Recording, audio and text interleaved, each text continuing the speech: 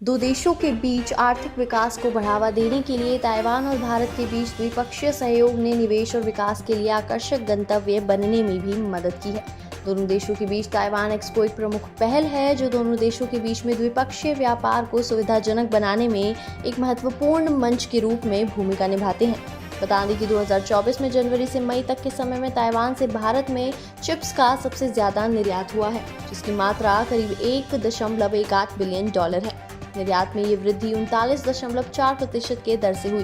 साथ ही इस वर्ष ताइवान एक्सपो का बहुप्रतीक्षित 7वां संस्करण ताइवान एक्सपो 2024, जो ताइवान के अंतर्राष्ट्रीय व्यापार प्रशासन यानी इंटरनेशनल ट्रेड एडमिनिस्ट्रेशन, आर्थिक मामलों का मंत्रालय, मिनिस्ट्री ऑफ इकोनॉमिक अफेयर्स और TITA और ताइवान भावा व्यापार विकास परिषद यानी TAITRA के द्वारा आयोजित किया जाता है। 8 से 10 जुलाई को भारत मंडपम यानी प्रगति मैदान हॉल नंबर 2 में होगा। साथ ही 5 साल के अंतराल के बाद हो रहे इस बहुप्रतीक्षित आयोजन के द्वारा ताइवान एक्सपो अपनी भव्य वापसी कर रहा है।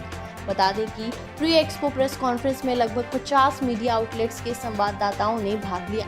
इस अवसर पर उपस्थित विशिष्ट अतिथियों में federation of Indian chambers of commerce and industry FICCI के पूर्व एशिया और उत्तरी अमेरिका के निदेशक Gaurav Vats, electronic industries association of India ELCINA के महासचिव राजू गोयल और भारत व्यापार संवर्धन संगठन ITPO के महाप्रबंधक BDD IAS राकेश चंद्र शर्मा शामिल थे। TECC के आर्थिक प्रभाग के कार्यकारी निदेशक चेन यूची ने भी इस कार्यक्रम में भाग लिया। केविन चेंग, उप कार्यकारी निदेशक TRA, ने इस बात को रेखांकित किया कि इससे भारत हमारा 14वां सबसे बड़ा व्यापार भागीदार बन गया। Introduce myself. I am Steven from Taipei World Trade Center New Delhi office.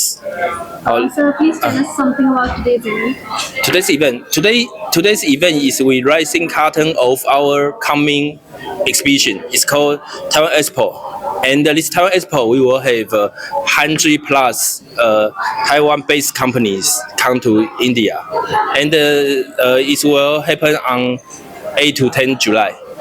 So, sir, why did you actually choose Delhi as the venue for this event? Of course, whole NCR has over 30 million population, and is a capital and a hub, and strong in auto sector and IT sector. So this sector is close to Taiwan sector because our Taiwan is famous of high technology like semiconductor, like IoT, something.